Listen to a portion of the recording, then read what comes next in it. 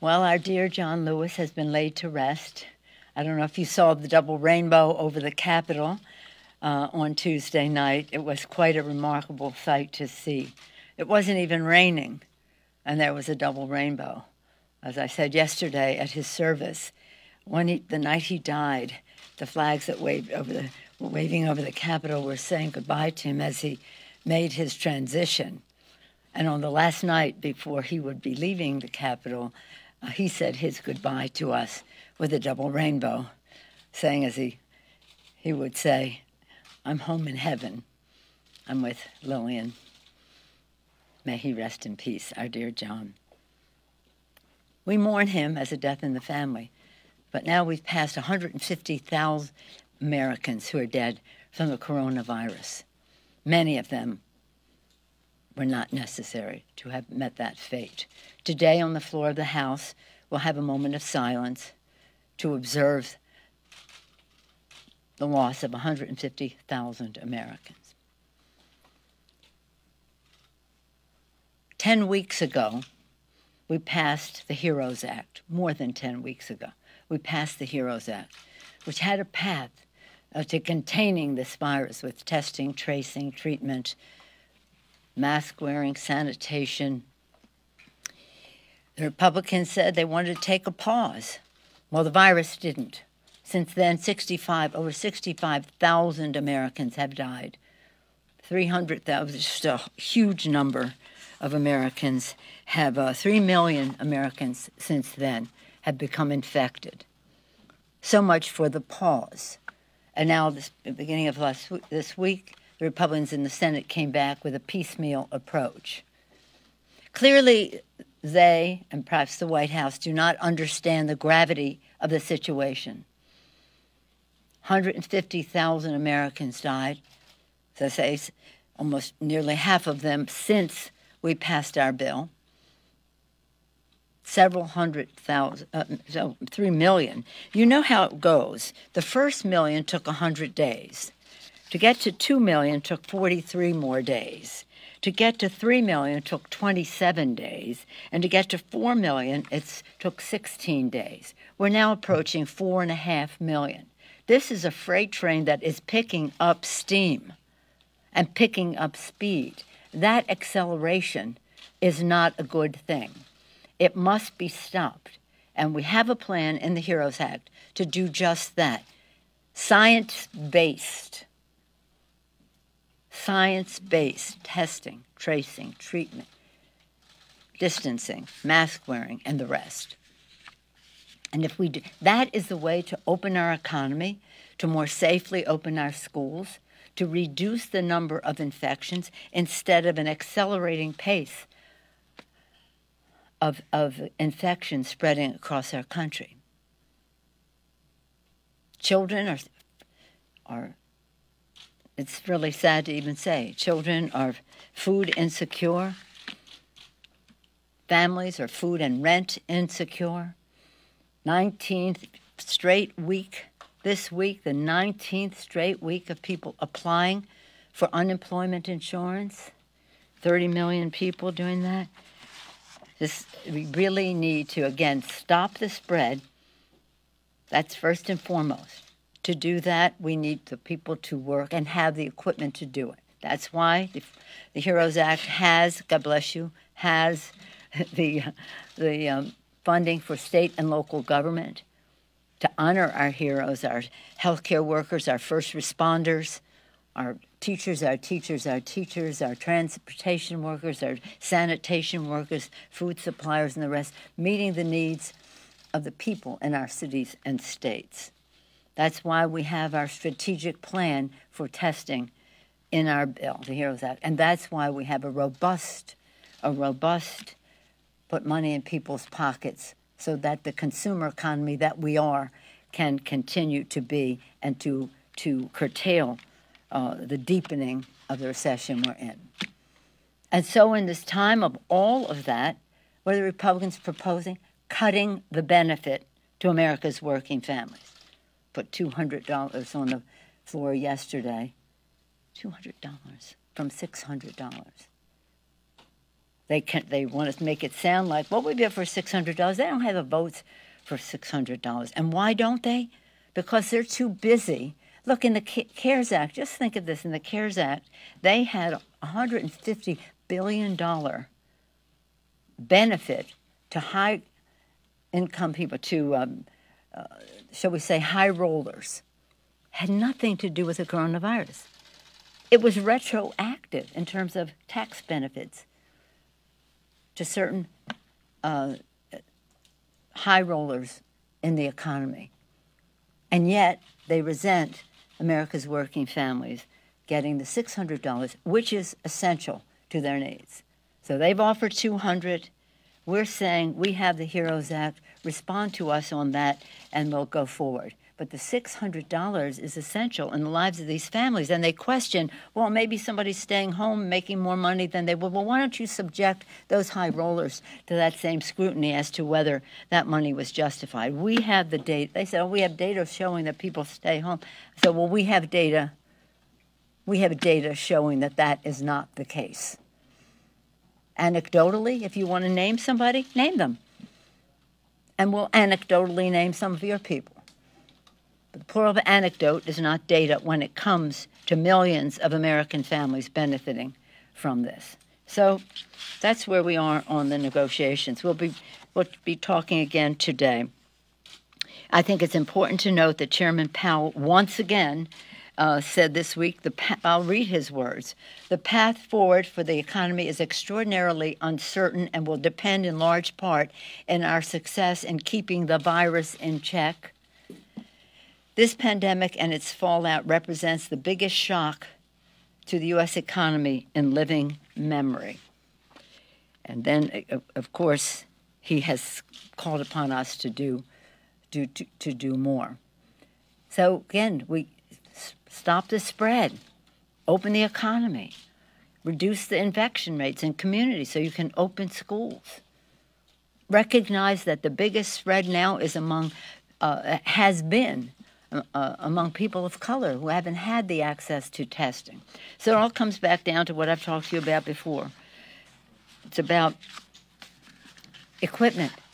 We don't have enough tests because we don't have enough equipment. We don't have results soon enough because we don't have enough equipment to get the results of the test soon enough. We have our healthcare providers at risk and others who come in early contact with people who are infected at risk because we don't have the PPE, the personal protective equipment. So we once again call upon the president to get serious about this. No, testing is not overrated. Now he's come to see about masks. If he had done that months ago, we would be in a better place right now. Then it was a hoax. Everything he says is really about him. Hoax? Overrated? He projects. With that, I'll take any questions you may have. Yes, ma'am. Republicans and the administration got a lot of heat when they released their bill because there was a lot of unrelated things in there, including money for the FBI building, money for defense to replenish the wall. There's some things in your bill that's not directly related to COVID, like they're talking about cannabis or the salt reduction. Are those things that you're willing to also strip out of the bill? Well, I don't agree with you that cannabis is not related to this. This is a therapy that has proven successful. And it is by no means of the caliber of money or misrepresentation that remodeling the federal building is for over $1 billion, so that another hotel doesn't come in there and compete with the president's hotel. That's what that's all about. That has nothing to do with the coronavirus. So we're going to have to come to some compromise on the legislation. I just don't accept that there's any equivalence in what you put forth there. And they have, so we'll see. We'll see what they come back with today. But do not accept any thought in their mind that they want to continue the 600. They distrust American workers. They're condescending and disrespectful of the needs of America's working families. Why else would they not have had food in their proposal? food. Children are hungry. Families are in food banks that they never went to go to food banks that they never thought they would ever go to. But let's just calm this. Let's be prayerful. Let's turn the page on it. Let's say that the path that they have taken us down with their delay, their denial, and their distortions have caused death. Speaking alliteratively, has caused deaths unnecessarily. Let's say that we should, all of us concede that scientists should be making the decisions about how we stop the spread of disease and not quacks that the president seems to tweet about. And again, after all is said and done, we'll have an after-action review. Right now, we need them to recognize the gravity of the situation. Any other question? Yes, ma'am. Last night, White House Chief of Staff Mark Meadows offered you a 1-week extension of unemployment benefits at $600, which you rejected. And after that, he called you a politically motivated party that won't take yes for an answer. Can you explain why you rejected it and also your reaction to his comment? Well, as I say, they're into projection. Every time they say something, I say, perhaps you are characterizing yourself and think that that's how we are. We're not. We're here. This is serious. This is life and death. When you have a 6-day or 1-week extension on a provision, it's usually, it has always been, to accommodate the legislative process. If you're on the verge of having an agreement or you have an agreement, but it has to be reviewed by the CBO and the Legislative Council, go to the Rules Committee, take the days that it does to bring to the floor, take the days, God knows, in the Senate, I don't know how many days it takes to bring something to the floor there, but to give members an adequate amount of time to review what is in there, and for us that's 72 hours, and then you go through the rules process and the rest, and then it takes then the president's signature. So a week would be a time for that. If you have a bill, what are we going to do in a week? What are we going to do in a week?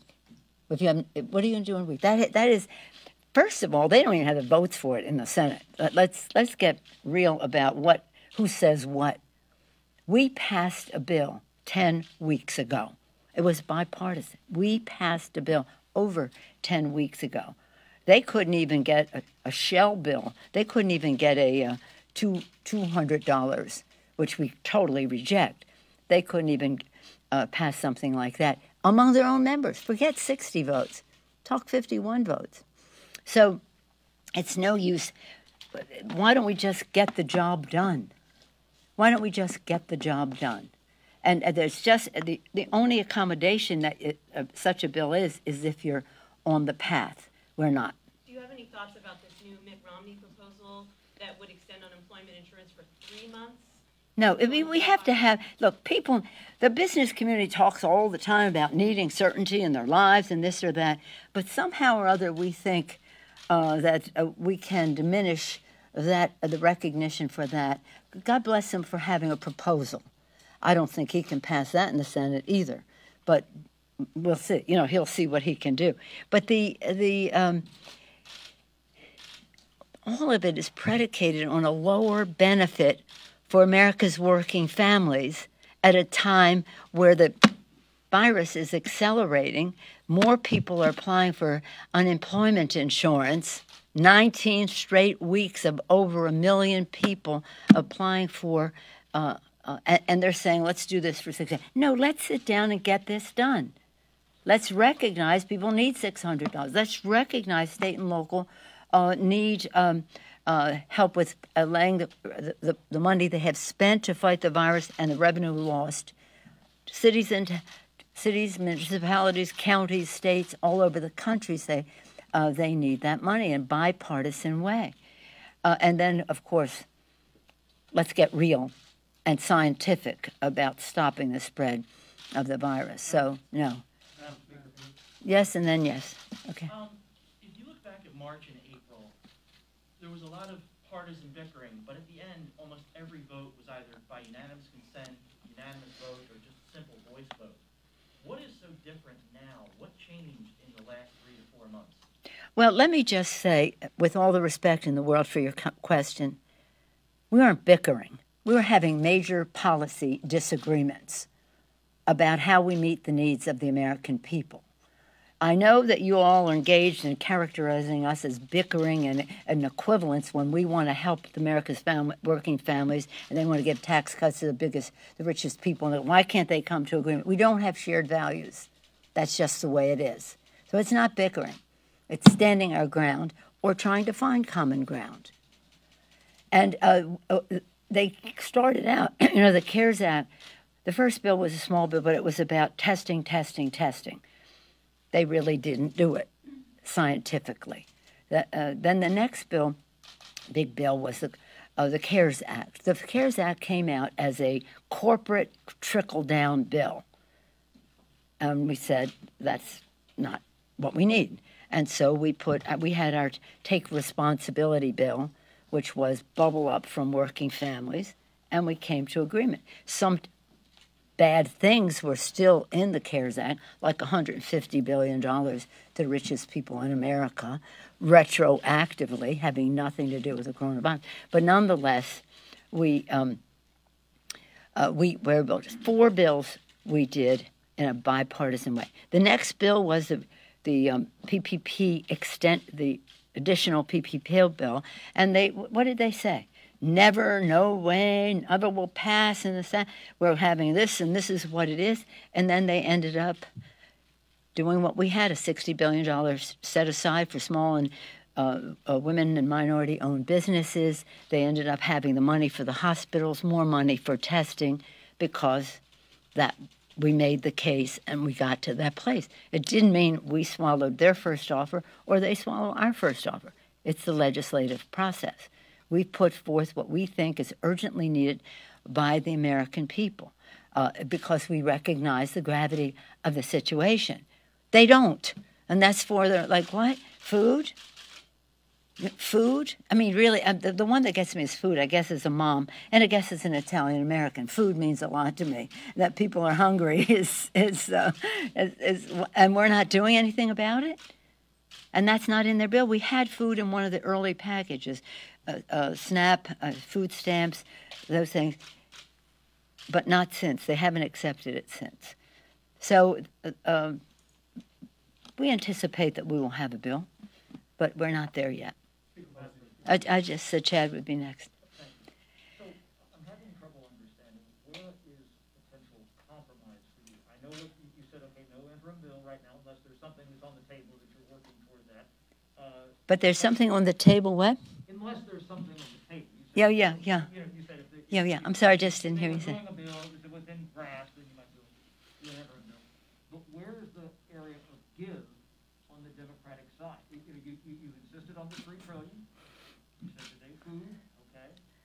What are you willing to give to get this across the finish line? And you expect me to tell you that right here and now? We don't know. Nobody seems to know where the Democratic give is. It seemed like they were willing to. Because it's a give and take in a negotiation.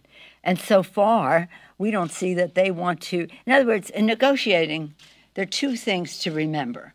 One is the person you're negotiating with has to want something. You have to think they might want something for the American people. So far, so bad. The second part is that the people you're negotiating with have to know that you'll walk. Your walk is if it isn't there, it isn't there. I don't think that we are in that place. I do think that with the public view of all of this, that the urgency from a health standpoint, a pandemic, 150,000 dead, 450 plus infected, the number growing in an accelerated way. So this, again, this is an imperative that may take them to a place where in order to get something they want, they may concede something for America's working families. Yes, sir. The HEROES Act had $3.6 billion for states to spend on elections. We've heard the president, of course, rail on mail-in voting. Yeah. Are you open to approving a bill that would be silent and have no money to provide for states for mail-in voting? Thank you for that question, because I've been thinking about it during the night in light of the president's statement yesterday. We all respect the Constitution of the United States. I respect the office of the president, and I have acted in a way in terms of policy and legislation, keeping government open, U.S.-Mexico-Canada trade agreement, some of the things that we could find our common ground. I do conclude that I respect the office of the presidency, and the president doesn't. And just every single day, he degrades the office that he took an oath to serve in.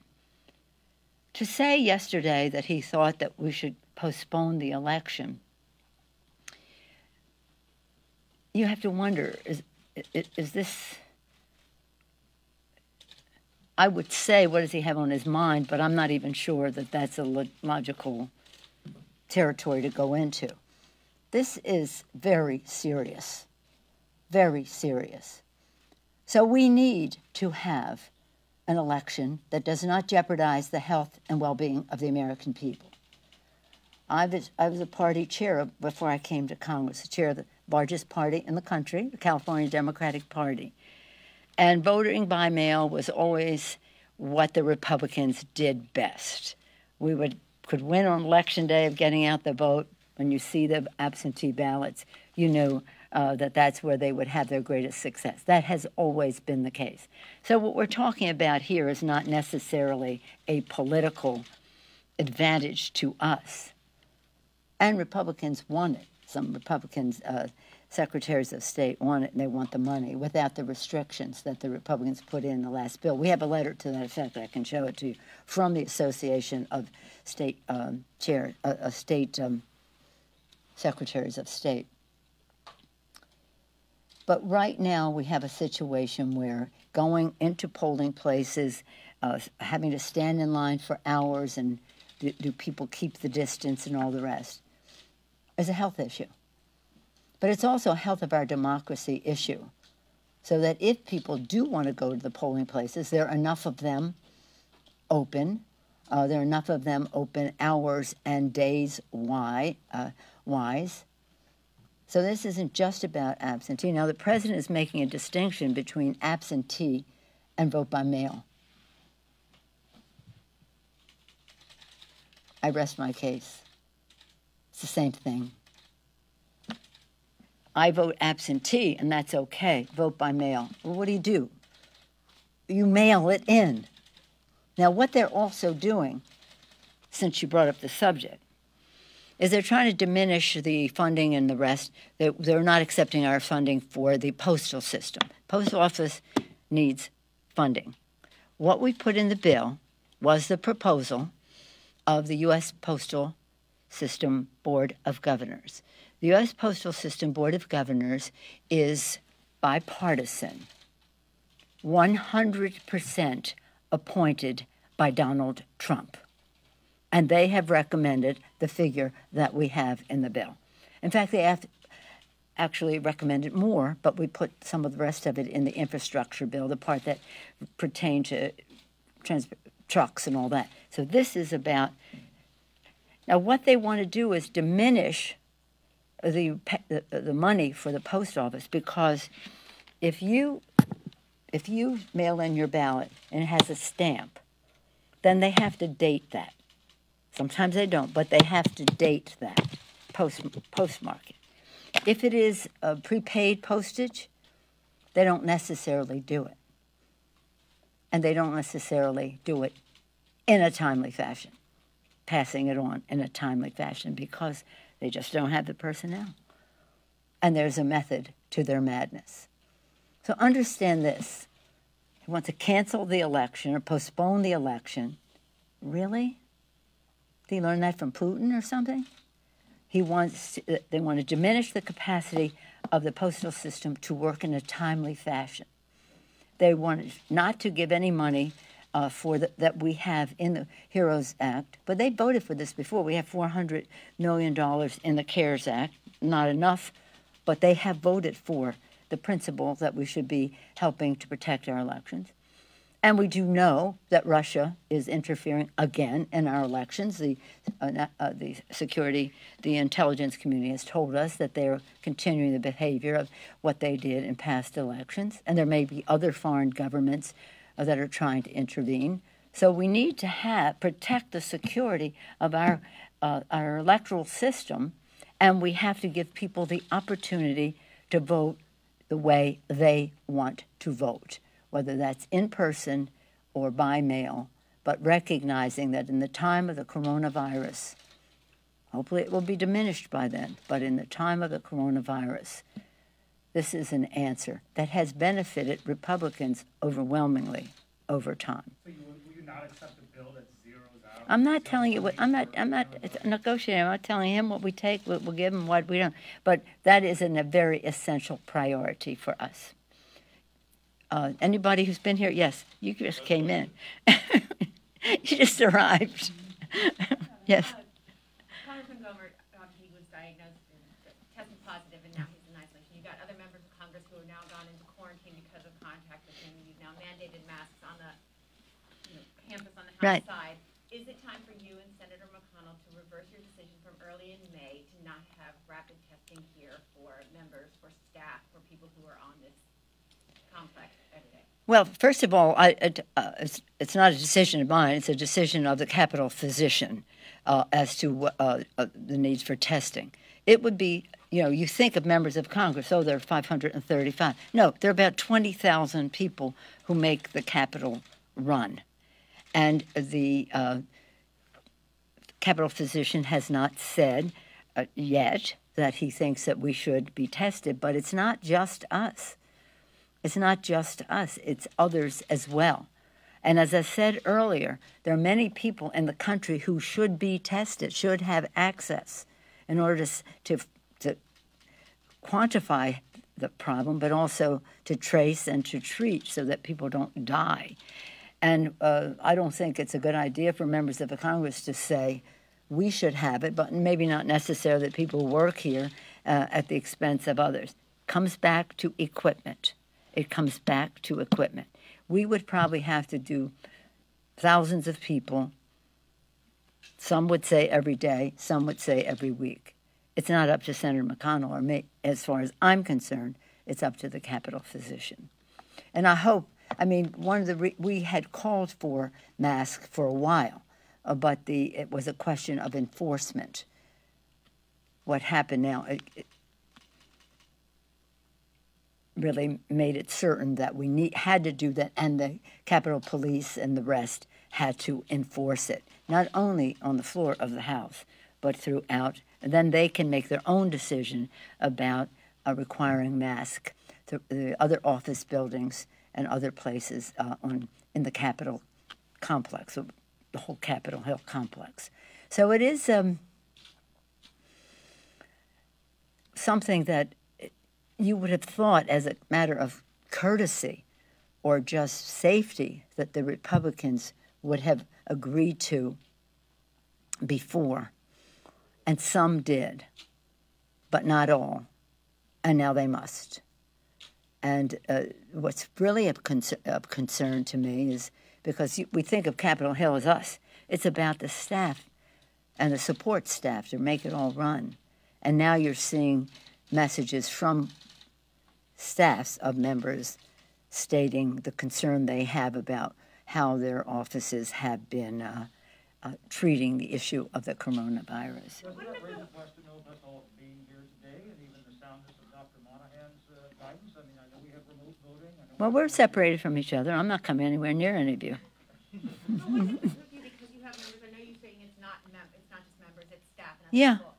But because the members are the ones who tend to get on planes, fly back to districts, fly back to states where there's problems, and then come back, wouldn't it behoove you, both chambers, to reverse the earlier decision when the president offered to send rapid testing here so that members could be tested? It's not up to the president, and it's not up to me. It's up to the Capitol physician as to what it is. And I have from time to time asked him one time when Nydia Velasquez was diagnosed, in a picture that was in the paper, it looked like we were closer together. We were very far apart.